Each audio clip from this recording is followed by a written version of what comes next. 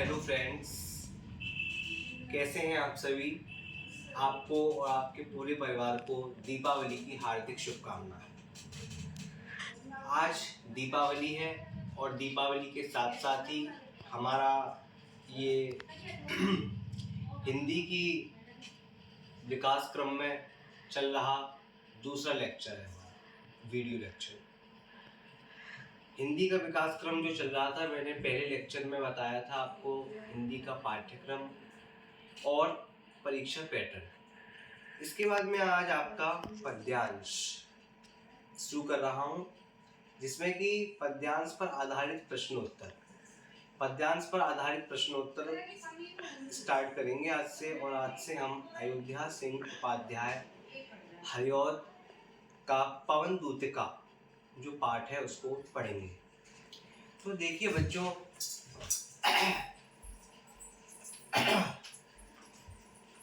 ये जो है अयोध्या सिंह उपाध्याय हरिऔध का पवन दूतिका, इसमें पहला पद्यांश आता है कि मेरे प्यारे नव जलद से कंज नेत्र वाले, जाके आए ना मधुवन से और ना भेजा संदेशा। मैं रो रो के प्रिय विरह से बावली हो रही हूँ, जाके मेरी सब दुख कथा श्याम को तू सुना दे। ज्यों ही तेरा भवन तज तू अल्प आगे बढ़ती, शोभा वाली सुखद कितनी मंजू कुंजें मिलेंगी। प्यारी छाया मृदुल स्वर से मोह लेंगी तुझे वे, तो भी मेरा दुख लख वहां जाना विश्राम लेना। इसमें इसका ये जो पूरा पद्यांश है, इसमें मेरे प्यारे नव से लेके आपको तू सुना दे तक की आपको व्याख्या करनी है। तो प्रसंग राधिका पवन को दूतिका बनाकर उसे श्री कृष्ण की पहचान बताने के साथ साथ अपना संदेश देती हुई कहती है। राधिका पवन को दूतिका बनाकर उसे श्री कृष्ण की पहचान बताने के साथ साथ राधिका जी जो हैं वो क्या करती हैं, पवन को दूतिका बनाकर श्री कृष्ण की पहचान बताती हैं और श्री कृष्ण की पहचान बताने के साथ साथ अपना संदेश देती हुई कहती हैं। व्याख्या, राधिका पवन से कहती हैं कि नवीन मेघ जैसी शोभा वाले, नवीन नई मेघ बादल जैसी शोभा वाले और कमल जैसे नेत्रों वाले मेरे प्रिय श्री कृष्ण मथुरा जाकर वापस नहीं आए हैं। राधिका पवन से कहती हैं कि नवीन मेघ जैसी शोभा वाले और कमल जैसे नेत्रों वाले मेरे प्रिय श्री कृष्ण मथुरा जाकर वापस नहीं आए हैं और ना ही उन्होंने वहां से कोई संदेश भेजा है। हे पवन तुम मेरे प्रिय श्री कृष्ण को मेरा यह संदेश देना कि मैं उनके विरह में रो रो कर पागल हो रही हूँ। तू शीघ्र उनके पास चली जा और मेरे दुख की संपूर्ण कथा उन्हें सुना दे। तू शीघ्र उनके पास चली जा और मेरे दुख की ये संपूर्ण कथा है उन्हें सुना दे। स्टूडेंट्स, आपको हमारा वीडियो लेक्चर कैसा लगता है आप ज़रूर कमेंट करें। अगर आपको कोई प्रॉब्लम आ रही है समझने में व्याख्या को, या फिर कोई मैं चीज़ आपको अच्छे से एक्सप्लेन नहीं कर पा रहा, मैं आपको नहीं समझा पा रहा हूँ, तो आप मुझे बिल्कुल बताएं, कमेंट्स में बताएं, डिस्क्रिप्शन बॉक्स में आप बता सकते हैं, मुझे ज़रूर बताएं। मैं उससे सुधारने का प्रयास करूँगा नेक्स्ट लेक्चर में, वीडियो में।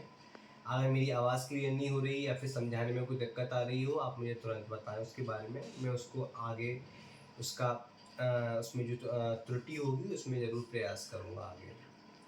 तो आगे बताते हैं कि अयोध्या सिंह उपाध्याय हरिऔध जी राधिका पवन दूतिका से कहती हैं कि जैसे ही मेरा घर त्याग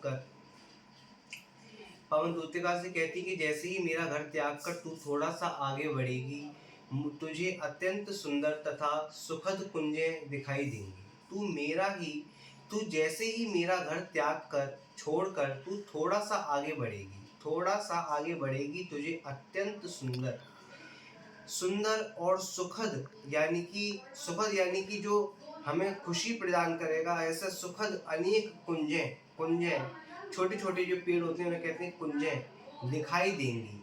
उनकी छाया बड़ी शीतल तथा आकर्षक है। उनकी छाया बड़ी शीतल यानी कि ठंडी, तुझे छाए देंगी, वो छाया देंगी, छांव देंगी, शीतल है, आकर्षक है, यानी कि ऐसी आकर्षक है कि तुझे वो अपने तरफ मोह लेंगी, तुझे अपनी ओर आकर्षित कर लेंगी। पक्षियों के चहकने से उनसे अत्यंत मधुर ध्वनि निकलती है। अपने इन गुणों के कारण वे तुझे मोहित कर लेंगी, लेकिन फिर भी मेरे दुख का ध्यान अपने इन गुणों के कारण वे तुझे मोहित कर लेंगी, लेकिन फिर भी मेरे दुख का ध्यान करके तू वहाँ रुकना मत। मेरे दुख का ध्यान करके तू वहाँ रुकना मत। तो ऐसी राधा जी बताती हैं।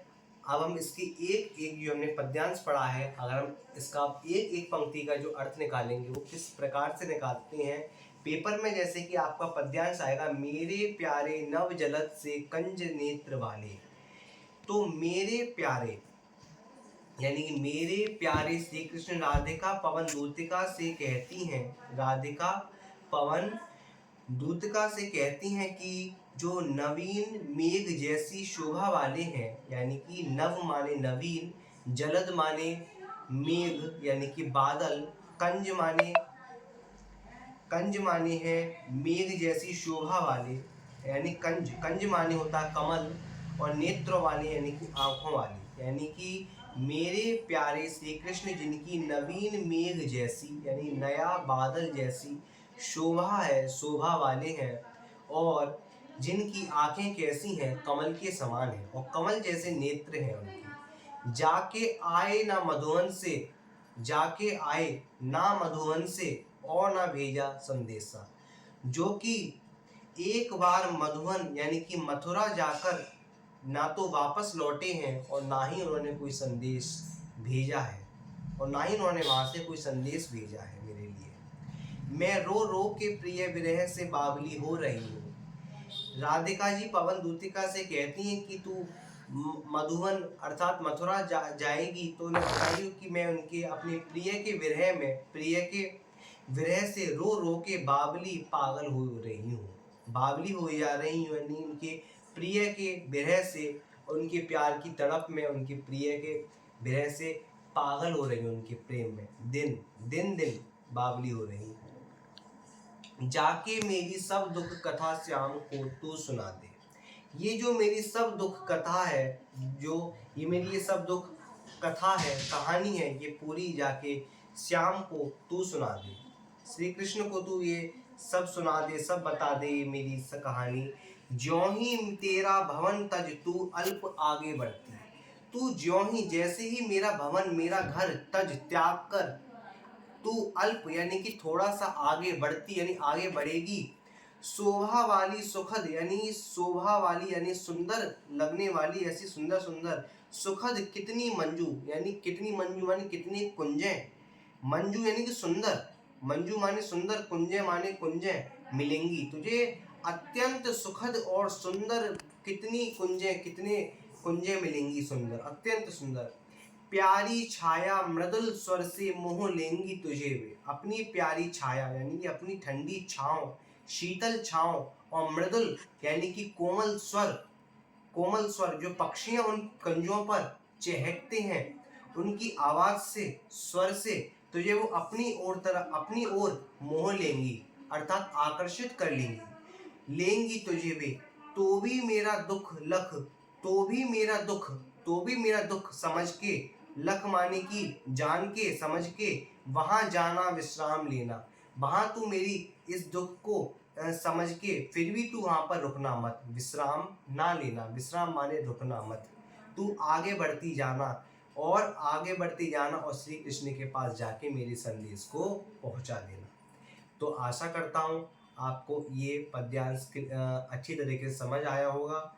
अब बताता हूँ जैसे कि इस पर आधारित प्रश्न कैसे आते हैं। जैसा कि हमारा जो हमने टॉपिक स्टार्ट किया है आज का, पद्यांशों पर आधारित प्रश्नोत्तर। तो पद्यांशों पर आधारित प्रश्नोत्तर 5 प्रश्न आते हैं और 5 प्रश्न 2-2 नंबर का प्रत्येक प्रश्न होता है, 10 नंबर के कुल प्रश्न होते हैं। पहला प्रश्न होता है उपर्युक्त गद्यांश का संदर्भ लिखिए, या फिर आ सकता है राधा किसके द्वारा श्री कृष्ण को संदेश भिजवाती है, अथवा पवन दूतिका द्वारा किसने किसको संदेश भेजा। तो इसका उत्तर होगा राधिका पवन दूतिका के द्वारा श्री कृष्ण को संदेश भिजवाती हैं।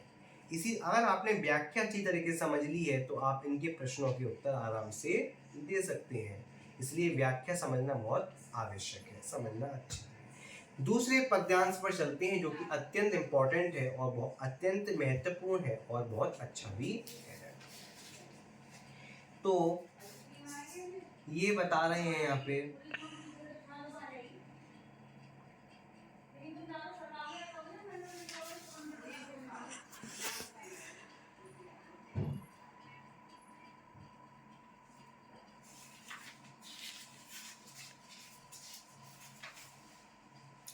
देखिए, जाते जाते अगर पथ में क्लांत कोई दिखावे, तो जाके सन्निकट उसकी क्लांतियों को मिटाना। धीरे धीरे परस करके गात उत्ताप खोना, सदगंधों से श्रमित जन को हर्षितों सा बनाना। लज्जाशीला पथिक महिला जो कहीं दृष्टि आए, होने देना विकृत वसना तोना तो सुंदरी को। जो थोड़ी भी श्रमित वह हो, गोद ले श्रांति खोना। होठों की और कमल मुख की म्लानताएं मिटाना, कोई क्लांता कृषक ललना खेत में जो दिखावे, धीरे धीरे परस उसकी क्लांतियों को मिटाना। जाता कोई जलद यदि हो व्योम में, तो उसे ला छाया द्वारा सुखित करना तप्त भूतांगना को। राधिका कहती है कि हे पवन, जाते जाते यदि मार्ग में तुझे कोई थका हुआ, दुखी और व्याकुल व्यक्ति दिखाई दे, तो उसके निकट जाकर उसके दुखों को दूर करना। राधिका कहती है कि हे पवन, जाते जाते यदि मार्ग में तुझे कोई थका हुआ, दुखी और व्याकुल व्यक्ति, जाते जाते यदि मार्ग में तुझे कोई थका हुआ, दुखी और व्याकुल व्यक्ति दिखाई दे, तो उसके निकट जाकर उसके दुखों को दूर करना। धीरे धीरे उसके शरीर का स्पर्श करके उसकी गर्मी को दूर करना और अपनी सुगंध से उस थके हुए व्यक्ति को प्रसन्न कर देना। राधिका पवन दूतिका को समझाती हुई कहती हैं कि हे पवन, यदि मार्ग में तुझे कोई लज्जाशीला स्त्री दिखाई दे, तो तू उसके वस्त्रों को मत उड़ाना। यदि वह थोड़ी सी थकी प्रतीत हो, तो उसे अपनी गोद में लेकर उसकी थकावट को दूर कर देना तथा उसके होठों तथा कमल जैसे मुख की मलिनता को अपनी शीतलता से दूर कर देना। हे पवन, यदि खेत पर कोई थकी हुई किसान स्त्री दिखाई दे, तो धीरे धीरे उसका स्पर्श कर उसकी थकावट को दूर कर देना। यदि आकाश में कोई मेघ खंड जा रहा हो, तो उसे उसके ऊपर लाकर छाया कर देना, जिससे उस स्त्री को शीतलता प्राप्त हो। जाते जाते अगर पथ में क्लांत कोई दिखावे, राधिका कहती है कि हे पवन, जाते जाते यदि मार्ग में तुझे कोई क्लांत यानी कि थका हुआ व्यक्ति दिखाई दे, है ना, जाते जाते अगर पथ में तुझे कोई थका हुआ क्लांत व्यक्ति दिखाई दे, तो जाके सन्निकट उसकी क्लांतियों को मिटाना। तो उसके निकट जाके उसकी क्लांतियों को, उसकी परेशानी को, दुख को, कष्ट को, वो उसकी व्याकुलता को मिटाना। क्लांतियों को यानी व्याकुलता को मिटाना। धीरे धीरे परस यानी स्पर्श करके उसके गात शरीर को उत्ताप खोना। उत्ताप यानी धीरे धीरे उसके शरीर की गर्मी को दूर करना, उसे शीतलता प्रदान करना। सदगंधों से श्रमित जन को हर्षितों सा बनाना, अपने सुगंधित हे पवन, अपनी सुगंधित वायु के द्वारा उस श्रमित यानी थके हुए जन को, मनुष्य को, व्यक्ति को हर्षितों सा बनाना, उसे खुश कर देना। लज्जाशीला पथिक महिला जो कहीं दृष्टि आए, यदि यदि तुझे मार्ग में जाती हुई कोई लज्जाशीला पथिक, पथिक यानी कि पथ में चलती हुई, रास्ते में चलती हुई कोई महिला कहीं दृष्टि आए, कहीं दिखाई पड़े, तो होने देना विकृत वसना, तो उसकी वसना यानी कि वस्त्रों को, विकृत यानी कि बेकार, तो ना सुंदरी को, तो उस सुंदरी के, उस स्त्री के वस्त्रों को मत उड़ाना, उसके वस्त्रों को मत उड़ाना। जो थोड़ी भी श्रमित वह हो, गोद ले श्रांति खोना। जो थोड़ी भी वह श्रमित हो, अगर वह थोड़ी सी भी थकी हुई हो, श्रमित हो, तो गोद ले, उसमें उसे अपनी गोद में बिठाकर श्रांति यानी उसकी व्याकुलता को, उसकी परेशानी को खोना, उसे उसकी व्याकुलता को मिटाना और अपनी गोद में लेके उसे शीतलता प्रदान करना।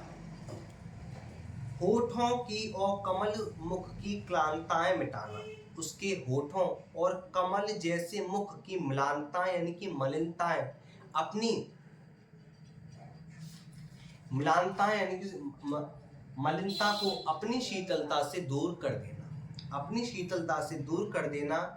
कोई क्लांता कृषक ललना खेत में जो दिखावे, अगर कोई क्लांता यानी कि थकी हुई कृषक यानी कि किसान, ललना महिला खेत में जो दिखावे, और खेत में दिखाई दे, तो धीरे धीरे परस उसकी क्लांतियों को मिटाना, तो धीरे धीरे उसके पास जाके उसके थकावट को तू दूर कर देना। जाता कोई जलद यदि हो व्योम में उसे ला, अगर कोई मेघ खंड, जलद माने बादल, अगर कोई मेघ खंड यानी अगर कोई बादल पर ढका, अगर कोई आकाश में जाता हुआ, व्योम, व्योम बच्चों होता है आकाश, व्योम माने आकाश, जलद माने बादल, अगर आकाश में जाता हुआ कोई मेघ खंड, अगर आकाश में जाता हुआ कोई बादल का टुकड़ा अर्थात मेघ खंड जाता हुआ दिखाई दे, तो उसे उसके सिर पर, उसे उसके ऊपर लाके उसे छाया प्रदान करना, ताकि उसकी गर्मी दूर हो सके, उसे छांव प्रदान हो सके। छाया द्वारा सुखित करना, उसे छाया द्वारा सुखित करना, उसे सुख पहुंचाना, खुश करना। और तप्त भूतांगना को, तप्त माने गर्मी से जलती हुई, गर्मी से व्याकुल हुई, भूतांगना माने स्त्री को, उस स्त्री को शीतलता प्रदान करना। अब हम तीसरी व्याख्या की ओर बढ़ेंगे। नीले फूले कमल दल सी गात की श्यामता है, पीला प्यारा बसन कटी में पहनते हैं फवीला, छोटी काली अलफ मुख की कांति को है बढ़ाती, सदवस्त्रों में नवल तन की फूटती सी प्रभा है, सांचे ढला सकल वपु है दिव्य सौंदर्यशाली, सत पुष्पों सी सुरभि उसकी प्राण संपोषिका है, दोनों कंधे वृषभ वर्षे हैं बड़े ही सजीले, लंबी बाएं कलव कर सी शक्ति की पेटिका है। अत्यंत महत्वपूर्ण है, अगर पेपर के उससे देखा जाए तो ये काफ़ी इम्पोर्टेंट है और काफ़ी आपकी ये अच्छी व्याख्या।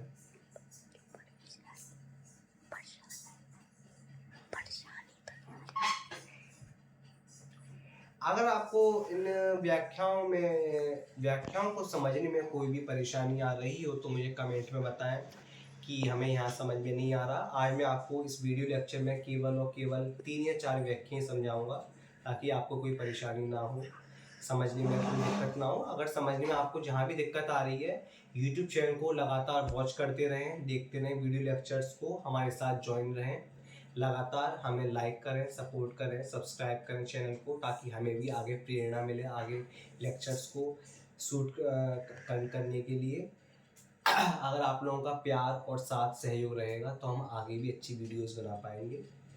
आप जानते हैं, आप अच्छी तरीके से अवगत हैं इस बात से कि क्या कहते हैं, अगर व्यक्ति को प्रेरणा मिलती है तो वो आगे भी अच्छी तरीके से बनाता है, उसे प्यार प्रेम। हाँ मैं वीडियो लेक्चर शूट कर रहा हूँ। कहाँ जा रहे हो? मैं वीडियो में हूँ। तो स्टूडेंट्स देखिए, हम बता रहे थे आपको कि आपको व्याख्या, बच्चे जो समझते हैं कि व्याख्या जो है चीज़ बहुत ज़्यादा कठिन है, लेकिन व्याख्या कोई कठिन चीज़ नहीं होती बेटा। व्याख्या बहुत आसान चीज़ होती है, अगर आप उसे ध्यान से समझेंगे तो बहुत आसान है। अगर मैं आपको 3 व्याख्या यहाँ पढ़ा रहा हूँ, आपको यह समझाता हूँ 3 व्याख्या, तो आपका ये होता है कि आप जितना मैंने यहाँ पढ़ा दिया, आप साथ के साथ उसका एक बार घर पे उसका क्विक रिवीजन कर लेंगे। अगर आप उसका साथ के साथ रिवीजन कर लेते हैं तो मैं आपकी 100% एंड 1 गारंटी लेता हूँ उस बात की कि आप बिल्कुल मेरे साथ साथ पढ़ेंगे बिल्कुल, तो आपकी वो चीज़ वहीं की वहीं तैयार हो जाएगी। व्याख्या में जहाँ भी चीज़ समझ में नहीं आ रही है, अगर 3 व्याख्या भी आपको समझ में नहीं आई है, अगर हम उससे कहोगे कमेंट बॉक्स में कि सर मुझे समझ में ये व्याख्या नहीं आई, ये वाली व्याख्या पहले नंबर की, दूसरे नंबर की, तो मैं उस व्याख्या को दोबारा समझाने का प्रयास अवश्य करूँगा। लेकिन आप वीडियो लेक्चर को ध्यानपूर्वक जरूर देखें। तो देखिए, मैं आपको बताता हूँ। प्रस्तुत काव्य पंक्तियों में राधिका पवन दूतिका को अपने प्रियतम श्री कृष्ण की शोभा का वर्णन करती हुई उनकी पहचान बता रही है। इसमें बताया गया है कि प्रस्तुत काव्य पंक्तियों में राधिका पवन दूतिका से, प्रस्तुत काव्य पंक्तियों में राधिका पवन दूतिका को अपने प्रियतम श्री कृष्ण की शोभा का वर्णन करती हुई उनकी पहचान बता रही है। देखिए स्टूडेंट्स, हमने अब तक के व्याख्या में जाना कि सबसे पहले उन्होंने, राधिका ने पवन को संदेश भेजने के लिए पवन को अपना एक वाहक बनाया, यानी कि एक जरिया बनाया जिससे कि वो अपना संदेश भिजवा सके। किसके द्वारा बनाया है? पवन को बनाया। पवन यानी कि पवन को दूतिका बनाया।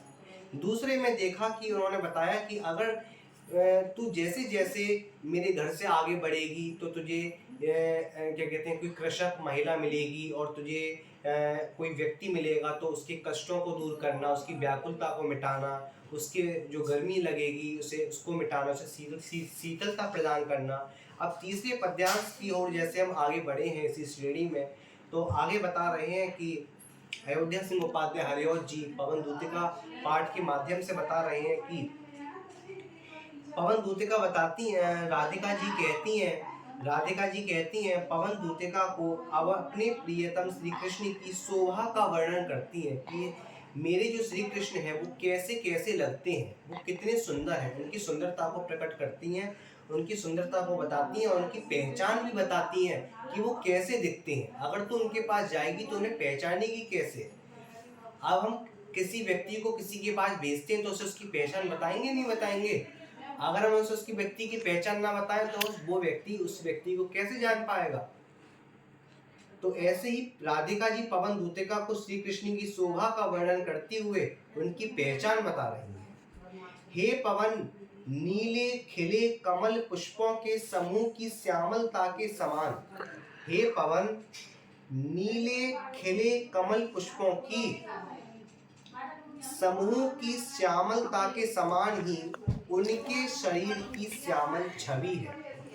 श्यामल छवि यानी कि श्याम सलोने है। उनका जो रंग है वो कैसा है? सांवला सलोना है। अर्थात उनका सांवला रंग ऐसा मनोरम है, उनका जो सांवला रंग है वो ऐसा मनोरम है, यानी कि ऐसा सुंदर है, जैसे नीले कमल पुष्पों के समूह की श्यामलता। जैसे नीले कमल पुष्पों के समूह की श्यामलता अत्यंत मनोरम अर्थात सुंदर होती है। वे श्री कृष्ण अपने शरीर पर अत्यंत आकर्षक पीला सुंदर वस्त्र अपनी कमर में धारण किए रहते हैं। उनके माथे पर लटके बालों की एक लट, उनके माथे पर लटके बालों की एक लट उनके मुख की शोभा में वृद्धि करती रहती है। उनके सुंदर वस्त्रों से उनके रमणीय शरीर की कांति उत्कीर्ण होकर, उनके सुंदर वस्त्रों से उनके रमणीय शरीर की कांति उत्कीर्ण होकर, उत्कीर्ण माने कि फैलकर होकर वहां के वातावरण को मनोहर बना रही होगी। राधिका कहती हैं कि हे पवन, उन श्री कृष्ण का सारा शरीर सांचे में ढली मूर्ति के समान, उन श्री कृष्ण का सारा शरीर, संपूर्ण शरीर सांचे में ढली मूर्ति के समान अत्यधिक सुडौल एवं देवताओं जैसी अलौकिक, अत्यंत सुडौल एवं देवताओं जैसी अलौकिक कांति से युक्त सौंदर्य संपन्न है, कांति से युक्त अत्यंत सौंदर्य संपन्न है।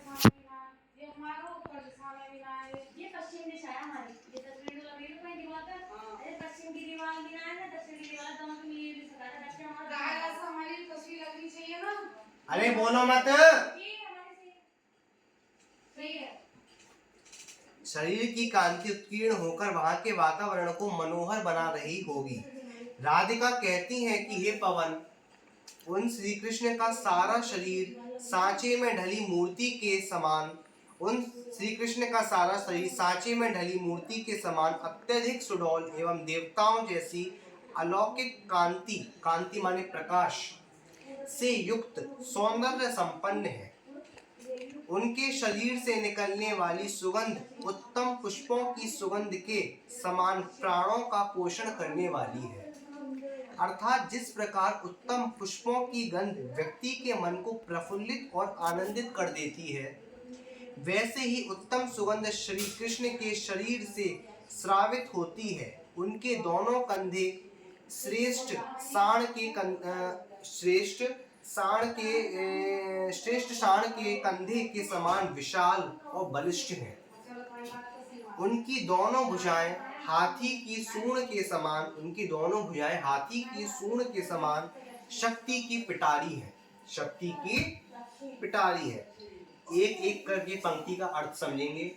देखिए क्या बता रहे हैं कि नीले फूले कमल दल सी गात की श्यामता है। हे पवन, नीले खिले कमल पुष्पों के, हे पवन, नीले खिले कमल पुष्पों के समूह की, हे पवन, नीले खिले कमल पुष्पों के समूह की श्यामलता के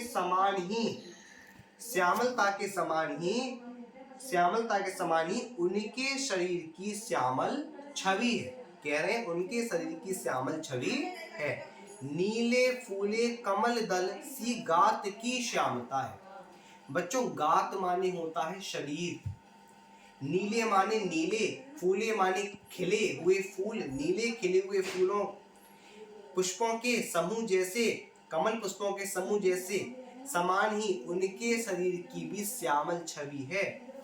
पीला प्यारा बसन, पीला और प्यारा बसन यानी कि कपड़ा, कटी माने कमर में पहनते हैं, धारण करते हैं। पवीला यानी कि सुंदर, सुंदर पीला रंग का वस्त्र कमर में धारण करते हैं। कौन? श्री कृष्ण। छोटी काली अलक मुख की कांति को है बढ़ाती। और कहते हैं कि उनके माथों पर जो लटकती बालों की जो एक लट है, उनके मुख की शोभा में क्या करती है? वृद्धि करती है। छोटी काली अलक, अलक माने लट, जो बालों से लट निकल जाती है, बालों से लट निकल जाती है, और ये लट जो छूट जाती है वो, और लट छूट के उनकी मुख की कांति में यानी कि सुंदरता में क्या करती है? बढ़ाती यानी वृद्धि करती है। श्री कृष्ण की जो लट निकल जाती है, एक लट निकल जाती है, बालों की लट छूट जाती है, तो वो उनके मुख की कांति में, शोभा में वो और ज्यादा वृद्धि करती है सर, और ज्यादा क्या करती है? वृद्धि करती है। सदवस्त्रों में नवल तन की फूटती सी प्रभा है। और सदवस्त्रों में यानी कि सदवस्त्रों में, अच्छे वस्त्रों में, नवल यानी कि नए, तन यानी कि शरीर की फूटती सी प्रभा है। तो कहते हैं कि उनके सुंदर वस्त्रों से उनके रमणीय शरीर की जो कांति है वो उत्कीर्ण होकर वहां के वातावरण को मनोहर बना रही होगी। यानी कि उनके सुंदर वस्त्रों से क्या है? रमणीय शरीर की जो कांति है वो उत्कीर्ण होकर वहाँ के वातावरण को क्या प्रभाव को यानी कि वातावरण को क्या बना रही होगी, और भी ज़्यादा अच्छा बना रही होगी। सांचे ढाला सकल वपु है दिव्य सौंदर्यशाली। आगे कहते हैं कि जो श्री कृष्ण है वो एक सांचे में ढले हुए वपु यानी मूर्ति के समान दिव्य और अलौकिक सौंदर्यशाली है। सत पुष्पों की सुरभि उनकी प्राण संपोषिका है। तो कहते हैं कि श्री कृष्ण का जो सारा शरीर है सांचे में ढली मूर्ति के समान अत्यधिक सुडौल और देवताओं जैसी अलौकिक कांति से युक्त सौंदर्य संपन्न है। उनके शरीर से निकलने वाली सुगंध उत्तम पुष्पों की गंध निकलने वाली सुगंध उत्तम पुष्पों की सुगंध के समान प्राणों का पोषण करने वाली है। तो कहते हैं कि सांचे ढला सकल वपु है दिव्य सौंदर्यशाली, यानी श्री कृष्ण का जो सारा शरीर है वो एक सांचे में ढली हुई संपूर्ण शरीर का संपूर्ण सुडौल शरीर का शरीर है उनका, और सत पुष्पों की सुरभि और यानी कि जो सुंदर पुष्प है उनकी जो सुगंध निकलती है उनमें से उनका प्राणों का पोषण करने वाली प्रतीत होती है। दोनों कंधे वृषभ वर्षे हैं। दोनों जो कंधे हैं वो कैसे हैं, वृषभ यानी कि सांड के समान है, यानी कि अत्यंत बलिष्ठ है। सांड कैसा होता है, बलिष्ठ ताकतवर होता है नहीं होता है, कैसा होता है सांड, एकदम बलिष्ठ ताकतवर होता है। उसके सामने कोई भी आता है तो तुरंत हट के भाग जाता है, अरे सांड आ गया सांड आ गया सांड आ गया, ऐसे भाग जाते नहीं भाग जाते। ऐसे ही भगवान श्री कृष्ण की जो कंधे हैं कैसे अत्यंत बलिष्ठ है, अत्यंत ताकतवर है। तो उनके और बड़े ही हैं सजीले। सजीले अर्थात बड़े सुंदर लगते हैं, आकर्षक लगते हैं, आकर अपने ओर मोह लेते हैं, अपनी तरफ खींच लेते हैं। लंबी बाहें कलव करसी शक्ति की पेटिका है। लंबी लंबी बाहें हैं, बाहें माने भुजाएं हैं। भुजाएं भी कैसी हैं, हाथी की सूंड के समान है। लंबी बाहें कलव करसी हैं, कलव माने हाथी, कर माने सूंड, हाथी की सूंड के समान है बाएं भुजाएं उनकी। और शक्ति की पेटिका है, जैसे शक्ति की पेटिका होती है, शक्ति की पिटारी होती है, शक्ति का खजाना होता है, तो उसी शक्ति के खजाने के समान ही भगवान श्री कृष्ण की भुजाएं। आज के लिए हम इस वीडियो लेक्चर में केवल 3 व्याख्याओं का ही अध्ययन करेंगे, और आज हमने केवल 3 व्याख्याओं को समझा। आप इन 3 व्याख्याओं को देखेंगे, 1 बार 2 बार समझेंगे, और कमेंट बॉक्स में मुझे बताएंगे कि आपको वीडियो कैसा लगा, आपको समझ में आया या नहीं आया। समझ में नहीं आया तो मैं आपको ये 3 व्याख्या दोबारा समझाने का प्रयास अवश्य करूंगा, लेकिन आपका प्यार और सहयोग और आपके कमेंट के बिना ये संभव नहीं होगा। अगर आप हमें बताएंगे ही नहीं कि आपको वीडियो समझ में आया नहीं आया, तो हम आपका आगे वीडियो कैसे बना पाएंगे। इसलिए आप लाइक कमेंट सब्सक्राइब वीडियो को जरूर करें। आप YouTube पर डालेंगे प्रयास्तु ज्ञान केंद्र। प्रयास्तु ज्ञान केंद्र जैसे ही आप डालेंगे YouTube पर हमारा